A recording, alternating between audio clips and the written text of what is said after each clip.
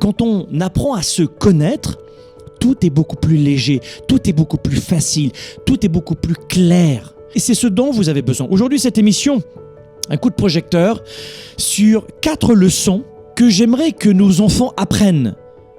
4 leçons même oubliées par l'école. L'école nous apprend à apprendre. L'école nous apprend un peu ces frustrations liées à l'enseignement, au cadre, à la société. Mais l'école a oublié énormément de leçons.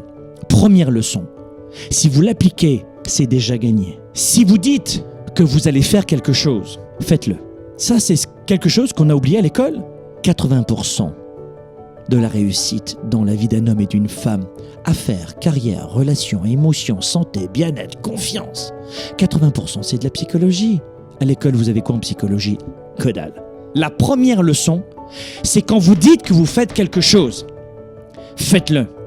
La plupart des gens n'apprennent pas ça à l'école ou dans leur éducation principale. Moi, vous l'avez compris, je fais partie de ces leaders qui pensent que l'éducation des parents est plus importante que l'école. Mes gamins, ils ont manqué l'école plein de fois dans leur vie parce que dans la plupart de mes déplacements internationaux, ils sont toujours là depuis l'âge de 2 mois.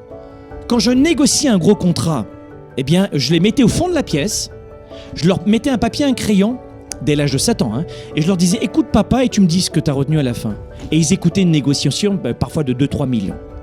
Depuis tout jeune, je les éduque. Pourquoi? Parce que l'école est en total échec et défaillance sur l'aspect du leadership. Quand vous dites « Je veux perdre du poids », ne faites pas comme 97% des gens. C'est un souhait, c'est un vœu. « Oh, j'aimerais ». Non, c'est pas « j'aimerais », c'est « je vais perdre du poids ». Je me remets en forme.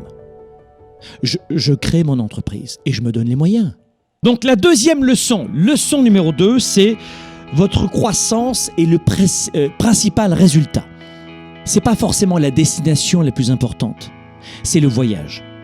C'est la personne que tu deviens durant ce voyage qui est la plus importante. Atteindre un sommet, un objectif, un but, un rêve, gagner 10 000 par an, 10 000 par mois, perdre 2 kilos, perdre 20 kilos, se mettre en couple cette année, fonder une famille, augmenter ça, je ne sais pas quel est votre projet. Parler devant des milliers de personnes, se lancer sur Internet, créer son entreprise, je ne sais pas quel est votre sommet. Eh bien, c'est la personne que vous devenez pendant que vous gravissez ce sommet qui est la plus importante. C'est ce que vous devenez qui est le plus important. Donc prenez le temps parce que une fois que tu as atteint ton sommet, tu vas dire « Ouais, qu'est-ce qu'on fait maintenant ?»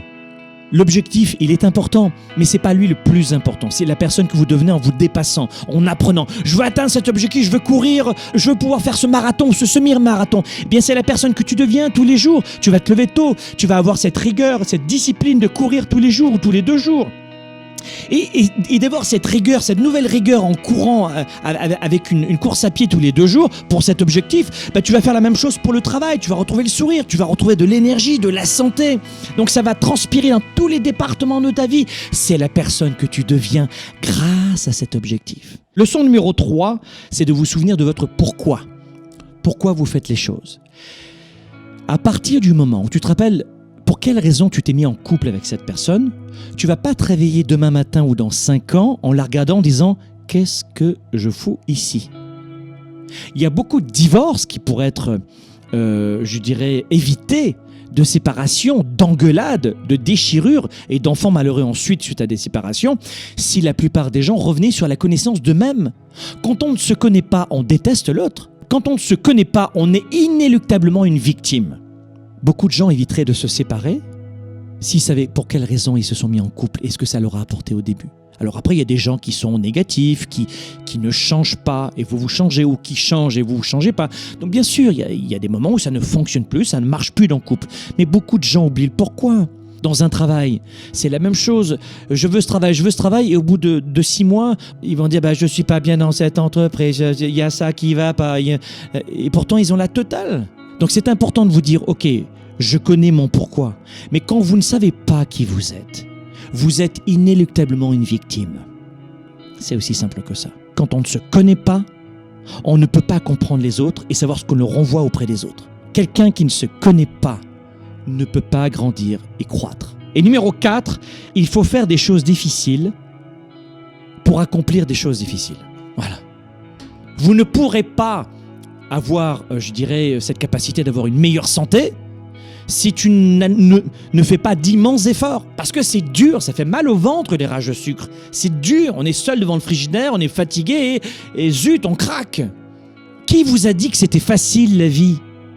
La vie est belle, mais elle est difficile. Plus tu vas chercher à faire des choses faciles, et moins tu pourras changer ta vie, modifier ta vie. Ce n'est pas vrai que quand on a 50 kilos de trop et qu'on veut les perdre, c'est pas vrai que ça va être facile. C'est pas vrai que c'est facile de toujours oxygéner notre couple. Moi, je suis marié depuis plus de 20 ans. Est-ce que c'est tous les jours facile, on se lève et c'est facile? Non, il faut travailler dans son couple, il faut s'investir dans son couple, il faut donner de l'énergie dans son couple. Est-ce que c'est facile d'être un papa ou d'être une maman? Ben moi, j'ai 2 ados, croyez-moi, c'est ha-ha! Ils voient pas le coach, ils voient le papa. Donc, il faut toujours, en permanence, faire des efforts. Mais si la vie était facile, ça se saurait.